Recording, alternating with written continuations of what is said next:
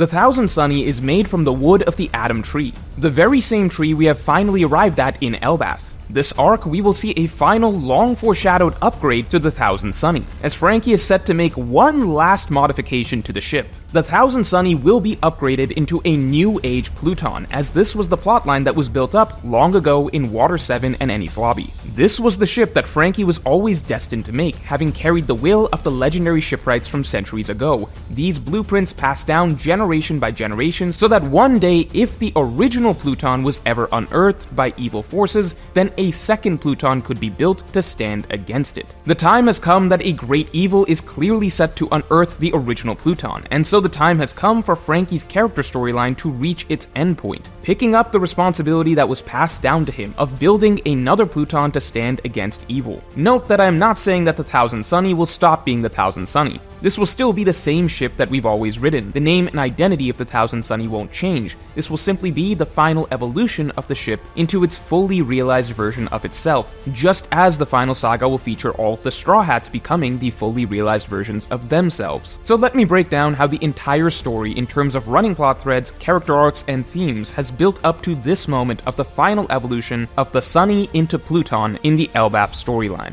But first, I've got a huge Black Friday deal for you all for Surfshark VPN. Right now, Surfshark VPN, the sponsor for this video, is allowing my users to use Surfshark for less than $3 a month. This is an unbeatable price for Black Friday only. But if you get Surfshark now for this deal, you can actually keep that pricing of $3 a month for over 2 years if you want. Meaning you can have a world-class, award-winning VPN for basically nothing. And on top of that, you get a 30-day money-back guarantee, so you can try Surfshark out with basically no risk. And you'll get an extra 4 months free if you sign up now. And in case you don't know what a VPN is, VPNs are pretty much what everybody's using nowadays to surf the web, because they open up the entire internet to you. Normally, you are locked into your regional location, but with VPNs, you can change your location online to anywhere else on the planet. You can stream football for free by switching locations. You can play in game servers in Asia. You can get access to anime that's streaming for free on Netflix only in Japan. If you're not using a VPN, you're seriously missing out, and if you are using a VPN, then you should stop wasting so much money and switch to Surfshark while this Black Friday deal is going on, so that you can lock in Surfshark for just $3 a month for up to 2 years if you want. So get your Surfshark deal for less than $3 a month. Just go to surfshark.com/morge for 4 extra months of Surfshark at this unbeatable price with a 30-day money-back guarantee. Link in the description below, or just scan the QR code.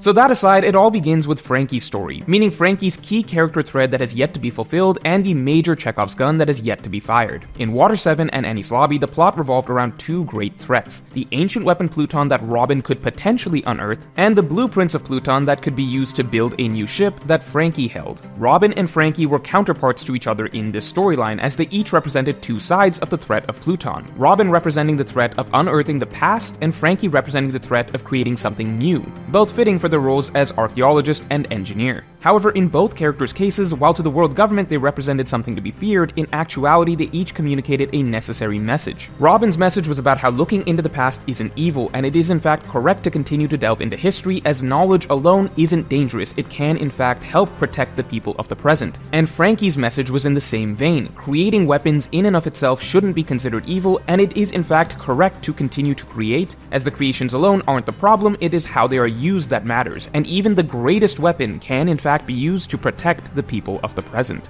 Now, we all know that Robin's story will continue on to one day prove the messaging around history indisputably, as Robin uncovering all the poneglyphs and revealing the true history of the world will be essential to saving it. The very same knowledge that was framed as a great threat originally will be used to help people in reality. In that same manner, Franky's story is meant to run parallel to Robin's. It is meant to one day prove this point indisputably, that the creation of a great weapon alone is not evil, as in fact it will one day be essential to saving the world. Because just as Robin comes carrying the will of a long line of scholars, so too does Franky carry the will of a long line of shipwrights who pass these blueprints to the great weapon Pluton on through the world for centuries, with the goal of one day protecting the world. The entire point was that the blueprints for this second Pluton only existed and were only passed down for the sole purpose of defending the world if the original Pluton was ever unearthed. A ship cannot be evil on its own so long as the maker of the weapon creates it with the proper intent. It can be used for good. This is not only the thematic point of the arc of Water 7 and Eni's Lobby, Franky's own personal character storyline was about beating in this message, as Franky used to create weapon after weapon without realizing the ramifications of what he was doing, until finally he had to learn 2 lessons.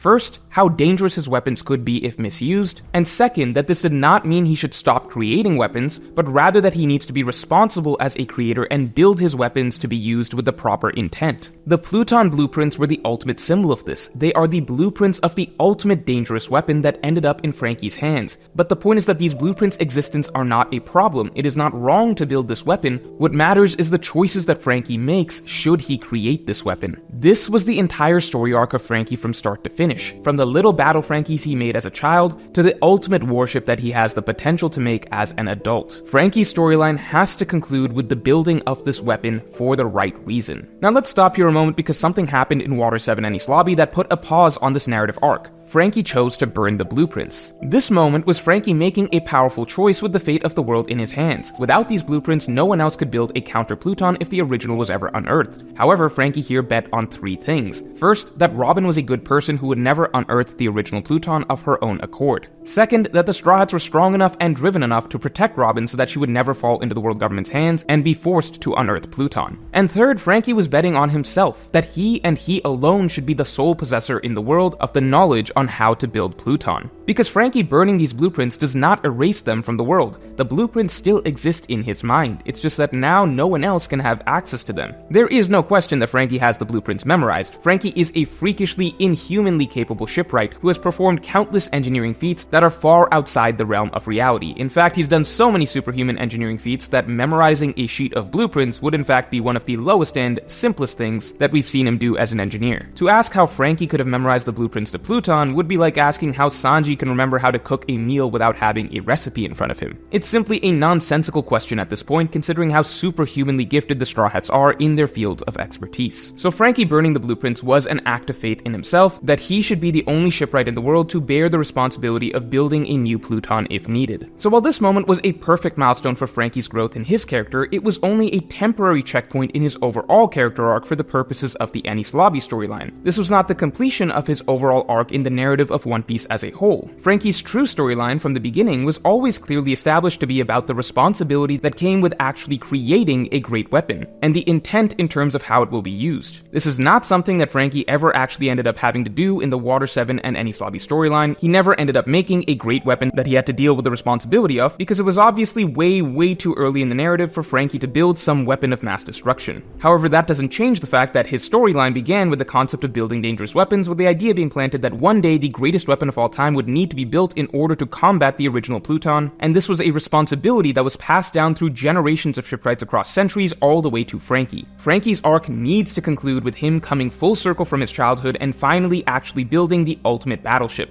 But not one that will be used to bring violence and destruction, but rather one that has the maturity and moral responsibility behind it to be used for the betterment of the world. That is needed to bring the thematic messaging of One Piece home as well, that the existence of Pluton's blueprints and the creation of another ancient weapon does not have to mean great evil being born into the world, but rather a weapon that can be used to save the world. Note that while Franky did build the Sunny at the end of Enies Lobby, and the Sunny does have some tricks up its sleeve and some decent firepower, no one would consider the Sunny to be an exceptionally dangerous weapon. There is a reason that the Straw Hats are almost always depicted using the Sunny to flee from any remotely difficult threat. It's never portrayed as some sort of unbeatable battleship, and this is because the Sunny was never implied to be the endpoint of Franky's character storyline of dealing with the consequences of building a truly extremely powerful weapon. This is something that still has yet to come. So in short, Franky building a second Pluton exists as a major hanging thread in One Piece for 3 reasons. First, plot-wise, it's a major Chekhov's gun that this whole storyline was built around the concept of countless generations of shipwrights passing down this will to one day create a second Pluton in order to protect the world should the original Pluton ever be unearthed and used for evil. Second, thematically, the message that even the most powerful weapon isn't necessarily evil on its own. It's about how the weapon is used,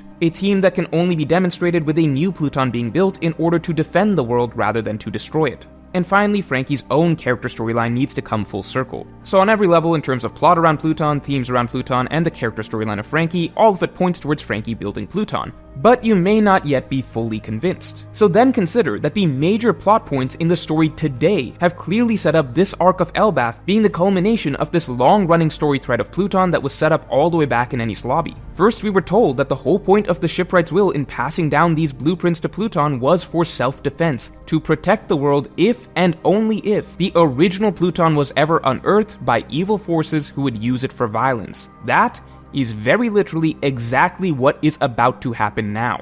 The Blackbeard pirates now know where the original Pluton is, and they are very obviously going to go after it. Literally, the Straw Hats' primary pirate antagonists in the story, the very endgame villains that the Straw Hats will soon have to face, pirate crew on pirate crew, are the ones who are about to unearth Pluton and naturally begin using it for evil, which is the exact scenario that the shipwrights wanted to protect against and pass down the blueprints for. The Blackbeard pirates uncovering Pluton is literally the time that was foretold in Enies Lobby that a new Pluton would have to be built by the inheritor of the shipwrights' will today. And that is also exactly why, in parallel, at this exact point in time in the narrative, Oda has landed the Straw Hats in the exact and only location that Pluton can be built. Because while the Blackbeard pirates are about to unearth Pluton, the Straw Hats and Franky, the bearer of the shipwright's will today, have reached the Atom Tree, the tree made of the strongest wood, the tree that the Sunny is already made of, the one and only tree in existence that can now be used to upgrade the ship. This is it. We have come back at this crucial juncture in the story to the Sunny's birthplace. This is the source for the only materials that can make the ship grow. And so if there is ever a point in the story that the Sunny would be upgraded a final time, it would be here, and only here. But first, if you're excited for Elbaf, you can get the first Elbaf travel poster ever made for your walls today. This beautiful work of art comes in both day and night versions, and is made with archival ink printed on matte paper, hand cut by the artist himself. And that's not all. This month we are also releasing the Skypiea and Zoe travel posters, so that you can continue building your collection of all the islands of One Piece. You can even get all three of these beautiful posters together along with the exclusive Chandra poster for a major discount bundle, which is 50% off all 4 posters. You can also still get the deluxe package if you want to appear on my streams, and in that case you'll get all 5 posters as well. So start building your collection today with Elbaf, Skypiea, Zoe, and Chandra. Just hit the link in the description below. So finally, the story of Water 7 and Enies Lobby can come together, here in the final saga. The blueprints for a second Pluton were passed down through the line of shipwrights so that if a day of reckoning came where the original Pluton is unearthed and used for evil, then the shipwright of the current generation will have the responsibility of building that new second Pluton to combat the original one.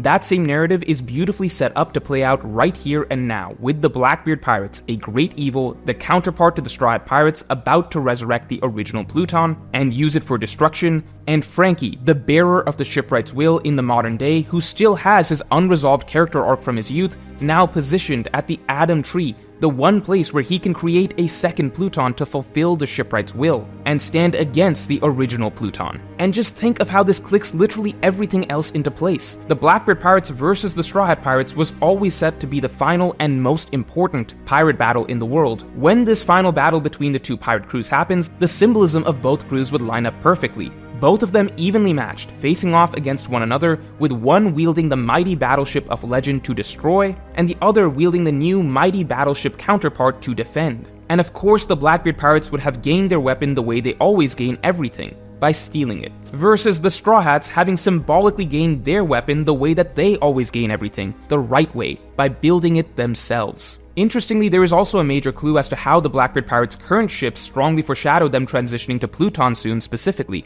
as well as how the brewing themes of Elbaf and the likely arc following Elbaf strongly hint at Elbaf being the storyline that the original Pluton will be uncovered by the Blackbeard pirates. But you can get my extended thoughts on all that on my weekly podcast that just dropped by becoming a member or by supporting me on Patreon. Link in the description below. Beyond that, I also imagine that the Straw Hats' version of Pluton will be very different from the original, as it will be the brainchild of Franky rather than a carbon copy. We know that Franky would never throw away the essence of the Sunny. The Sunny is already Franky's dream ship. However, just as Franky once upgraded himself into an improved version, Franky will likely upgrade the Sunny to give it Pluton's firepower while still retaining the core elements of the Sunny and keeping its identity. I imagine it would still have many of Franky's original tricks added to it as well, essentially making the Sunny 2.0 Franky's unique take on the concept of Pluton personalized to his style, making it just as powerful as the original but likely more versatile and unique. And finally, in that vein, think of how this symbolism extends to the Straw Hats as a whole, beyond just Franky. The Straw Hats' ships so far have symbolized their evolution throughout the story. Originally, they were barely a pirate crew, more so a group of friends happily sailing the seas, carefree and oblivious to the greater problems of the world, and so they had the simple going merry. Then came the storyline of Water 7 and Enies Lobby, and the Straw Hats had to rebuild themselves, this time to become a true pirate crew with a strong-willed captain and his loyal subordinates. And so the Straw Hats rebuilt from the ground up and moved forward with a new permanent ship. a ship that would never fall apart and was committed to traversing the seas ahead all the way to the end, the Thousand Sunny. And now we reach the final saga, and while we are not going to ever replace the Sunny, the Straw Hats will never need to rebuild themselves from scratch again. It is, however, time for the Straw Hats' final stage of evolution. This is the point where the Straw Hats become the fully realized versions of themselves, more than just a pirate crew on an adventure for treasure, but rather the ones who will literally bring the dawn to the entire world. And so one final symbolic upgrade for the Sunny is likely in the works, and here at Elbaf, at this point in the story, is where it will become necessary. As the final war looms and the coming battle will quickly become about the ancient weapons, just as it was in the Void Century, the Straw Hats will most certainly be riding into this final war with an ancient weapon of their own, one that was built by their own shipwright. So let me know if you believe the Sunny will be turned into Pluton in the comments below, and if you enjoyed this video then definitely like and subscribe. And if you want to hear how this also fits the themes of the Elbaf arc, as well as the foreshadowing around the Blackbeard pirates taking the original Pluton, you can listen to that on my weekly podcast that just dropped by becoming a member or by supporting me on Patreon. Just hit the link in the description below. And make sure to get your deal of Surfshark for less than $3 a month. Just go to surfshark.com/morge for 4 extra months of Surfshark with a 30-day money-back guarantee. Link in the description below, or just scan the QR code.